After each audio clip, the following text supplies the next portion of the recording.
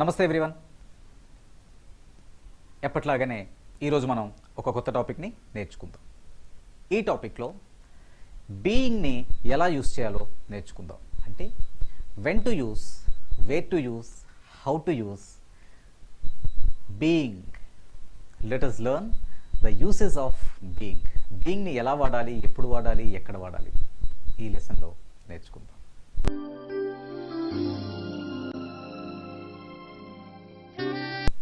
First uses. Being అనేది watching ఎలాగో, reading ఎలాగో, గోయింగ్ ఎలాగో బీయింగ్ని కూడా అలాగే యూస్ చేస్తాం. అంటే ప్రజెంట్ కంటిన్యూస్ టెన్స్లో I am going, she is watching, they are reading అని ఎలా చెప్తామో ఇందులో కూడా she is being, I am being, they are being ఇలానే చెప్పొచ్చు. అయితే అక్కడ ఒక ఆబ్జెక్ట్ వస్తుంది, కానీ యామ్ ఈజ్ ఆర్ల తర్వాత బీయింగ్ వాడినప్పుడు బీయింగ్ తర్వాత యాడ్జెక్టివ్ వస్తుంది. యాడ్జెక్టివ్ అంటే qualifying word. Good, bad, nice, difficult, cruel, friendly, honest ఇలాంటి వర్డ్స్ని ఈ బీయింగ్ తర్వాత యూస్ చేస్తాం. ఎందుకంటే బీయింగ్ అంటే ఉండడం. ఇక్కడ అర్థం బీయింగ్ అంటే ఉండడం. ఒక ఎగ్జాంపుల్ చెప్తే మీకే అర్థమవుతుంది. He is being good. He is being good. అతను మంచిగా ఉంటున్నాడు. She is being cruel. ఆమె ఈ మధ్య కాస్త క్రూరంగా ఉంటుంది. ఇలా మనం బీయింగ్ని యూస్ చేయొచ్చు. అయితే ఇక్కడ మీకు ఒక డౌట్ వస్తుంది. She is cruel, he is good అని అంటే సరిపోతుంది కదా. హీ ఈజ్ బీయింగ్ క్రూయల్ అని, షీ ఈజ్ బీయింగ్ గుడ్ అని ఇలా ఎందుకు చెప్పాలి? బీయింగ్ని వాడటం వల్ల ఇక్కడ ప్రత్యేకమైన ఉపయోగం ఏమిటి? ఇది మీకు వచ్చే డౌట్. ఓకే, క్లియర్ చేద్దామండి. Actually ఈజ్కి, is బీయింగ్కి, యామ్కి, yam బీయింగ్కి, Arki, are బీయింగ్కి ఉన్న తేడా ఏంటంటే యామ్ ఈజ్ ఆర్లు మాత్రమే వస్తే అది ఒక వ్యక్తి క్వాలిటీని, ఒక వ్యక్తి నేచర్ని, ఒక వ్యక్తి పర్సనాలిటీని తెలియచేస్తుంది. హీ ఈజ్ గుడ్, అతను మంచివాడు, అతని పర్సనాలిటీ, అతని నేచర్, అతని క్వాలిటీ. హీ ఈజ్ బ్యాడ్, అతను చెడ్డవాడు, అతని పర్సనాలిటీ, నేచర్. అర్థమవుతుందా?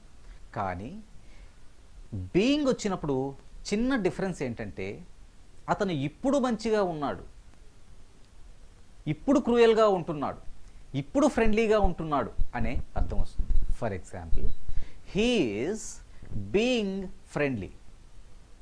అతను ఇప్పుడు మంచిగా ఫ్రెండ్లీగా ఉంటున్నాడు.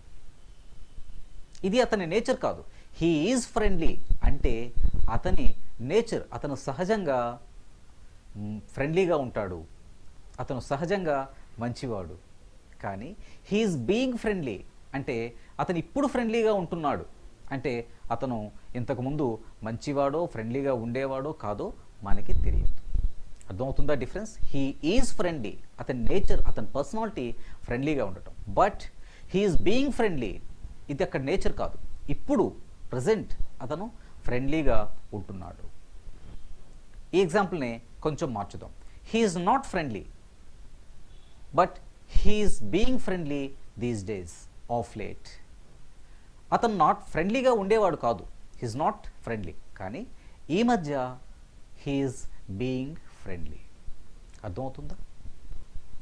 ఇది ఈజ్కి, ఈజ్ బీయింగ్కి, యామ్కి, యామ్ బీయింగ్కి, ఆర్కి, ఆర్ బీయింగ్కి ఉన్న తేడా. ఇంకో ఎగ్జాంపుల్ని తీసుకుందాం. He is not honest. He is not honest, అతను నిజాయితీపరుడు కాదు. But he is being honest, అతను నిజాయితీపరుడుగా ఉంటున్నాడు ఈ మధ్య.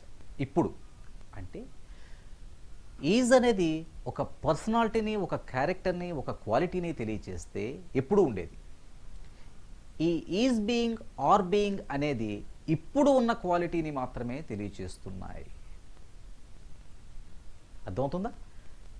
Let us take another example. They are not friendly. They are not friendly, వాళ్ళు ఫ్రెండ్లీగా ఉండరు. ఇది quality, personality, nature. But they are friendly these days, ఇప్పుడు వాళ్ళు ఫ్రెండ్లీగా ఉంటూ వస్తున్నారు. అంటే వాళ్ళకేదో అవసరం ఉందేమో. ఇది ఇలా బీయింగ్ని మనం ప్రజెంట్ కంటిన్యూస్ టెన్స్లో వాడతాం. అలాగే పాస్ట్ కంటిన్యూస్ టెన్స్లో కూడా వజ్ వర్ల తర్వాత బీయింగ్ని ఇలాగే మనం వాడచ్చు. అర్థమవుతుందా? ఇంకో ఎగ్జాంపుల్ని చూద్దాం. You are nice, you are good, మీరు మంచివారే. But you are being cruel to your wife, మీ వైఫ్ పట్ల మీరు కాస్త క్రూయల్గా ఉంటున్నారు. You are being cruel. Naturally you are nice person, but nowadays you are being cruel to your wife. ఈ రోజుల్లో కాస్త క్రూయల్గా ఉంటున్నారు. He is correct, but nowadays he is being honest. అతను మామూలుగా అవినీతిపరుడు, కానీ ఈ రోజుల్లో అతను కాస్త నిజాయితీగా ఉన్నాడు. He is being honest. అతను నిజాయితీగా ఉంటూ వస్తున్నాడు. ఇది అమెజాన్లను, ఓన్లీ అమెజాన్లను ఉపయోగిస్తే క్వాలిటీ, పర్సనాలిటీని తెలియజేస్తుంది. అమెజాన్ల తర్వాత బీయింగ్ వస్తే అతని క్వాలిటీని కాదు, ప్రస్తుతం అతను ఎలా ఉన్నాడు అనేది తెలియజేస్తుంది. ఓకే, ఈ విధంగా బీయింగ్ని వాడతారు.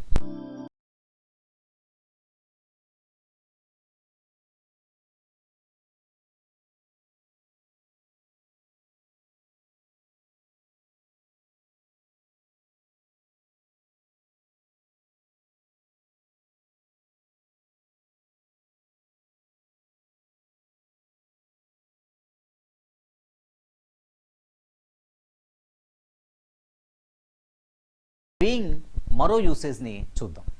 Gerund form. బీయింగ్ని జెరండ్ ఫామ్గా యూస్ చేస్తారు. అసలు ఏంటండి జెరండ్ అంటే? GERUND. జెరండ్ అంటే ఏంటి?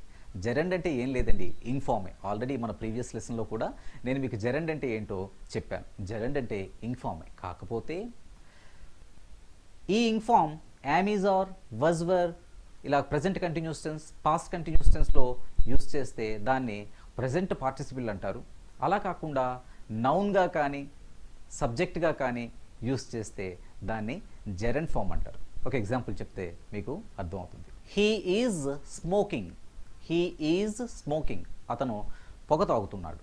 He is smoking. ఓకే, ఇక్కడ స్మోకింగ్ అనేది కంటిన్యూస్ ఫామ్లో ఉంది, దాన్ని ప్రజెంట్ పార్టిసిపిల్ అంటాం. అలా కాకుండా smoking is injurious to your health అంటే స్మోకింగ్ ఇక్కడ సబ్జెక్ట్గా నౌన్ లాగా వాడాం. Smoking is, Rama is, Gauri is, Shiva is, Krishna is ఎలా వాడామో ఇక్కడ స్మోకింగ్ ఈజ్ అంటే స్మోకింగ్ని నౌన్గా, సబ్జెక్ట్గా వాడాం. Smoking is injurious to your health. Smoking is injurious to your health అంటే పొగ త్రాగడం ఆరోగ్యానికి హానికరం. అంటే నౌన్గా వాడేటటువంటి ఇంగ్ ఫామ్ని జెరండ్ అంటాం.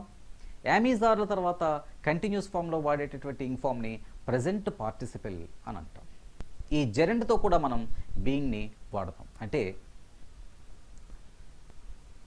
సేయింగ్ ఈజ్ ఈజీ, చెప్పడం సులువు. డూయింగ్ ఈజ్ వెరీ హార్డ్, చేయడం చాలా కష్టం. Saying is easy, doing is very hard. ఇక్కడ ఇంగ్ఫామ్స్ రెండు నౌన్స్గా, సబ్జెక్ట్స్గా వాడాం. అదే ఫార్మేట్లో మనం బీయింగ్ని కూడా వాడచ్చు. అంటే being a spoken English teacher is very difficult job. Being a spoken English teacher is very difficult job. Spoken English టీచర్గా ఉండటం కష్టమైనటువంటి పనే. Being a student is always funny. స్టూడెంట్గా ఉండటం చాలా హాయిగా ఉంటుంది. ఇక్కడ ఉండడం, being student, being a student, being a teacher, being a spoken English teacher, ఇలా మనం అక్కడ బీయింగ్ని ఉండటం అనే ఉద్దేశంతో వాడుతున్నాం. ఐ లైక్, చూడండి ఐ లైక్ ఇక్కడ వెర్బ్ ఏంటి like. I like being friendly with every one. I like being friendly with every one. నేను ఫ్రెండ్లీగా ఉండడాన్ని ఇష్టపడతాను. I like being friendly with every one. ఫ్రెండ్లీగా ఉండటం అంటే నాకు ఇష్టం. ఫ్రెండ్లీగా ఉండటాన్ని ఇష్టపడతాను. ఒంటరిగా ఉండడం ఇష్టం ఉండదు. చెయ్యండి. ఒంటరిగా ఉండడం ఇష్టం ఉండదు, ఇష్టపడను. ఎలా చెప్తాం?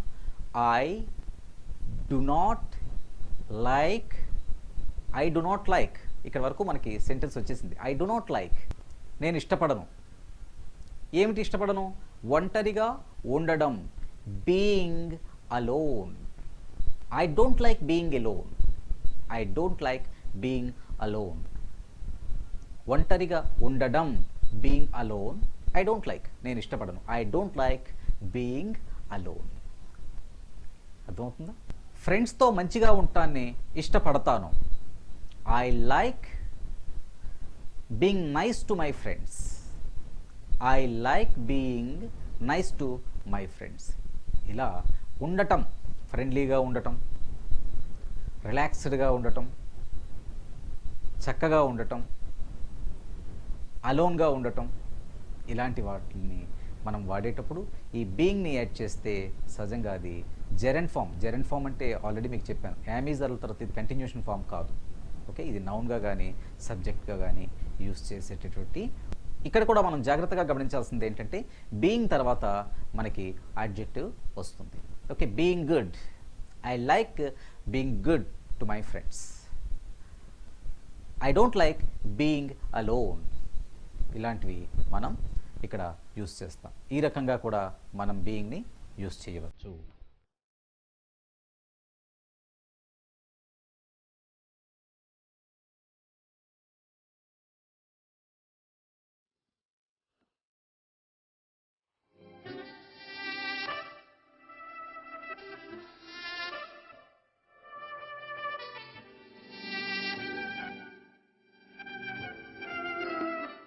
బీయింగ్, వీటిని ఇంకా ఎన్ని రకాలుగా ఉపయోగిస్తారు అనేది నెక్స్ట్ లెసన్లో చూద్దాం. ఈ వీడియో మీకు నచ్చితే లైక్ చేయండి, షేర్ చేయండి మరియు వీడియో దిగువ సబ్స్క్రైబ్ బటన్ పై క్లిక్ చేసి సబ్స్క్రైబ్ చేయండి. మరిన్ని వీడియోలు పొందండి.